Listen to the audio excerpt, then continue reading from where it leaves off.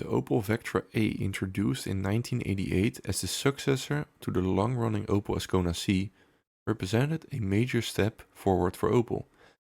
It was designed to bring the company into the 1990s with a fresher image, more modern technology, improved aerodynamics, and a far wider variety of engines and equipment than before.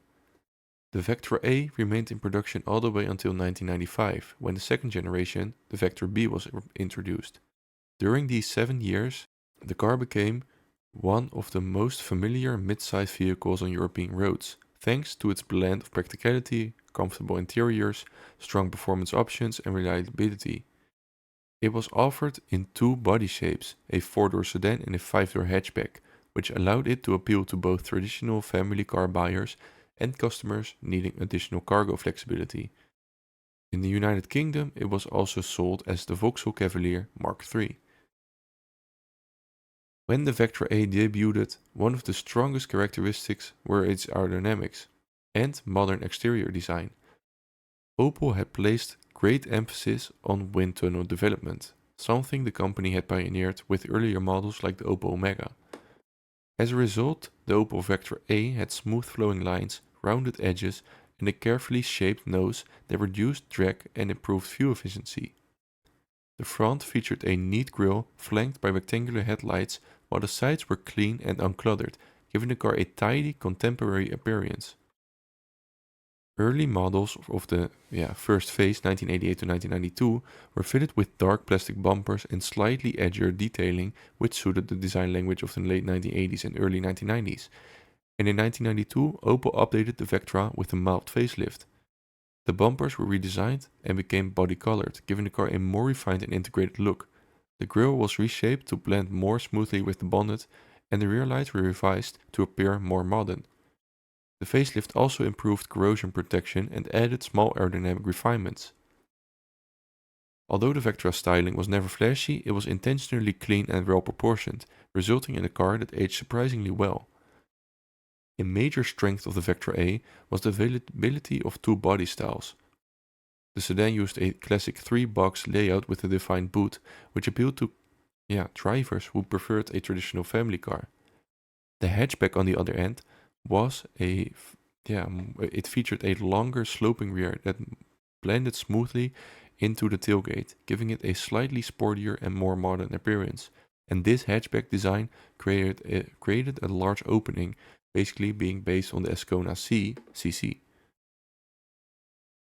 Inside, the Vectra A offered a well thought of, comfortable environment that focused on functionality and ease of use. The dashboard curved subtly towards the driver, with large and easy to read gauges sitting directly in front. Controls were grouped logically, making the cabin simple and even intuitive for new drivers. Although the materials in the early models were somewhat plain, they were durable and aged well, and after 1992, Opel improved the interior materials, adding softer plastics, better fabrics, and improved sound insulation, which made the cabin far quieter on the motorway. And comfort was one of the Vectra's strengths. Both rows of seats offered good space, with generous legroom in the rear that surpassed many of its rivals at the time.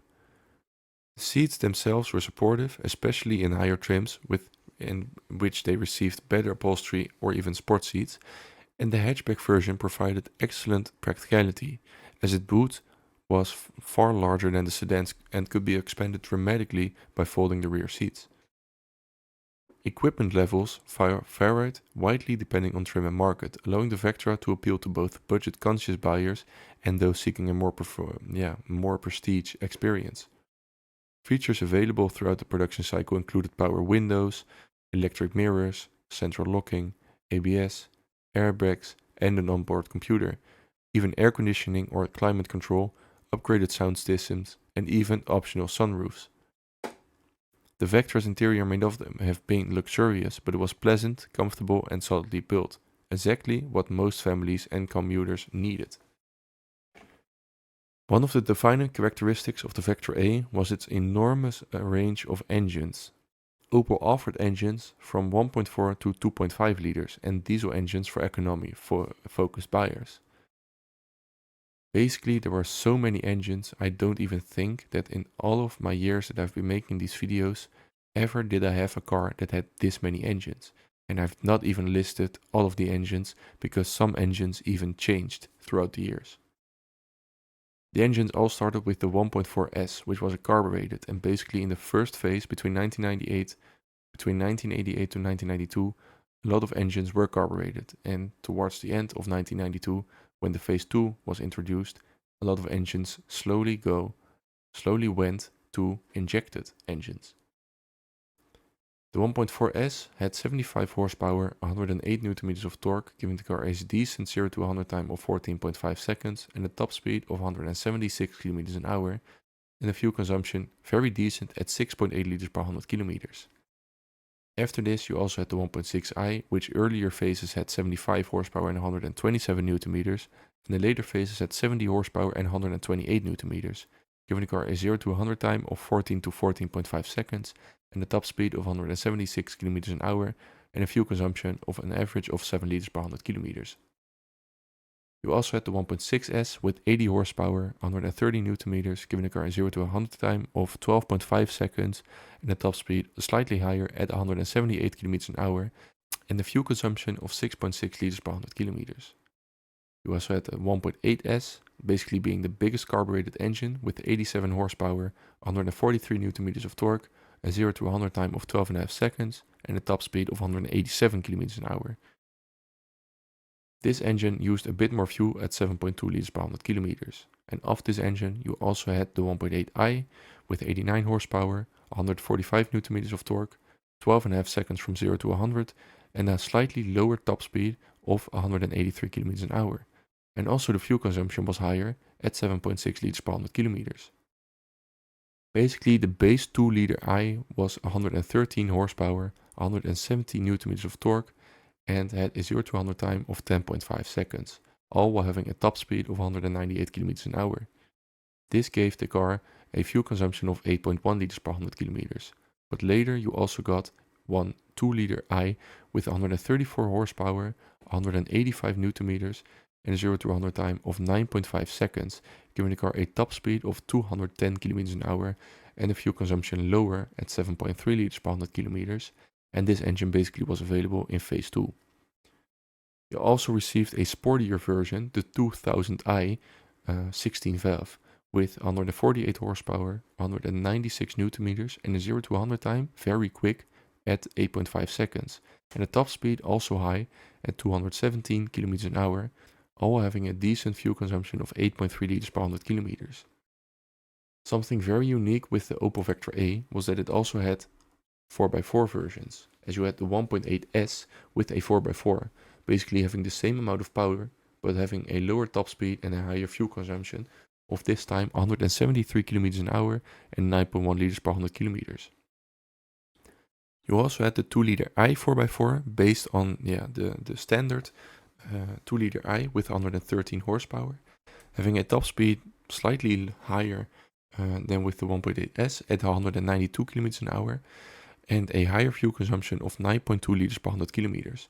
And you also received a more powerful 2 liter I with 128 horsepower, 180 Nm of torque and a 0 to 100 time of 10 seconds, and a top speed also higher than the previous engine of 197 km an hour. This engine actually had a lower fuel consumption of 8.9 liters per 100 kilometers. And just like the 2016 valve, you also had the 2060 valve 4x4, having the same amount of power, but having a higher 0 to 100 time of 9.5 seconds and a lower top speed of 208 km an hour, all having a somewhat higher fuel consumption of 8.9 liters per 100 kilometers. The top of the line naturally aspirated inline engine. Top of the line naturally aspirated petrol engine was the 2.5 V6. This had 168 horsepower, 227 Nm, and a 0 to 100 time of 7.8 seconds. Top speed was very high at 233 km an hour, and the fuel consumption actually was very decent at 8.8 liters per 100 kilometers. You also received a 2 liter turbo 4x4, basically being the top of the line and the fastest vehicle of the Vectra A. This had 201 horsepower, 218 Nm of torque, giving the car a 0 to 100 time of only 6.8 seconds and a top speed of 240 km an hour. This gave the car actually a pretty decent fuel consumption of only 8.9 liters per 100 kilometers. And for those seeking somewhat economical engines, you also had the 1.7D, which actually was placed in the Cadet, and this basically had 57 horsepower, 105 newton meters, and a 0 to 100 time of 20 seconds, giving the car a top speed of 152 kilometers an hour, but being very economical at only 5.7 liters per 100 kilometers. Later, this engine also was replaced by the 1.7 turbo diesel, as this engine had 80 horsepower, 160 to 168 newton meters, and a 0 to 100 time of 14 seconds, while receiving a top speed very decent between 175 to 176 kilometers an hour, and having actually a very decent fuel consumption of 6 to 6.1 liters per 100 kilometers. Basically, some of these special versions I already talked about, but you had several special versions like the Vectra 2000, also known as the GSI 16 valve, for example in the UK, and around 25,000 units of those were made. But you also had the Vectra 4x4 and 4x4 Turbo, which were even more unique, with over 200 horsepower, and it was one of the quickest mid-size cars of the era, though it remained rare due to limited production. The Vectra A entered a highly competitive market facing strong rivals such as the Volkswagen Passat, Ford Sierra, and later also the Ford Mondeo, Renault 21 and Laguna, Peugeot 405, Mazda 626 and Nissan Primera. And even despite this, the Vectra achieved great success thanks to its balanced design with wide range of engines and unusually broad selection of engines from economical 4 cylinders to high performance 16 valve and turbocharged models. Thanks for watching this video. In order to be able to upload more videos in the future, please consider becoming a member on my channel or sending a super thanks on this video. Also, don't forget to like and subscribe for more, and don't forget to check out this playlist with many interesting videos covering various parts of the automotive industry, and I will see you in the next video.